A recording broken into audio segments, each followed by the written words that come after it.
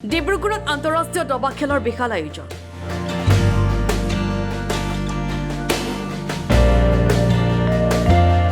নৱম কুৰুক্ষেত্ৰ অপেন ফিটে ৰেটিং দবা প্ৰতিযোগিতাৰ আয়োজন কৰিবৰ বাবে সাজু ডিব্ৰুগড়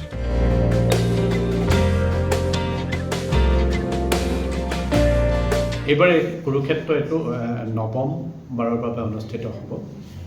আন্তঃৰাষ্ট্ৰীয় ফিডে চেছ টুৰ্নামেণ্ট আৰু এইবাৰো আমাৰ এই যেটো আমি প্ৰতিযোগিতা পাতিছো এই প্ৰতিযোগিতাৰ আমাৰ যি আমি ব্যৱস্থা কৰিছো এটো এটা তুংগত আছে ইতিমধ্যে দেশ বিদেশৰ খেলুৱৈ নাম পঞ্জীয়ন কৰিছে এই প্ৰতিযোগিতাত অংশগ্ৰহণ কৰিব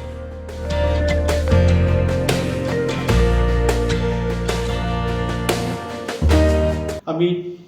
চেষ্টা কৰিছো যে দেশৰ লগতে বিদেশৰ আমি খেলুৱৈকো যাতে এইবাৰ আমি টুৰ্নামেণ্টত অংশগ্ৰহণ কৰাব পাৰোঁ তাৰ বাবে চেষ্টা কৰি আছোঁ ইতিমধ্যেই বহুত দেশৰ বিভিন্ন ঠাইৰ কেইবাজনো নামী খেলুৱৈ অংশগ্ৰহণ কৰিছে IMA অংশগ্ৰহণ কৰিছে আৰু সময় আমাৰ হাতত আৰু আছে আৰু আশা কৰিছোঁ আৰু বহুত নামী দামী খেলুৱৈ আমাৰ এই প্ৰতিযোগিতাত অংশগ্ৰহণ কৰিব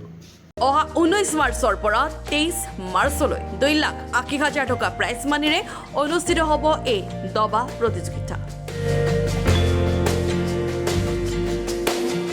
ডিব্ৰুগড়ৰ DHSK মহাবিদ্যালয়ত অনুষ্ঠিত হ'বলগীয়া এই প্ৰতিযোগিতাৰ বাবে সহায় বিচাৰিছে আয়োজকে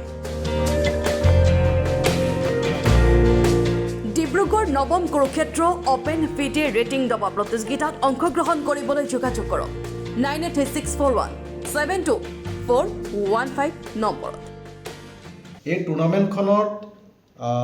জইনটো আগতীয়াকৈ কৰিব লাগিব আমি লাষ্ট ডেটটো 17 মাৰ্চ ঠিক কৰিছোঁ আৰু যিসকল খেলুৱৈ এই টুৰ্নামেণ্টখন খেলিব পাৰে তেওঁলোকে 17 তাৰিখৰ ভিতৰত জইন কৰিব লাগিব সঁচাকৈ যিসকল প্লেয়াৰ আহে তেওঁ এবাৰ আহিলে নেক্সট টাইম আহিবলৈ বিচাৰে এইটো কাৰণে যে আমাৰ ইয়াত মানে এৰেঞ্জমেণ্টটো খুব ভাল হয় আৰু একমডেশ্যনৰ পৰা আদি কৰি ডিব্ৰুগড়ত এইটো কোনো অসুবিধা নহয় আৰু খেলখন টাইমলি হয় এটাই ভাল কি টাইমলি হয় আৰু খুব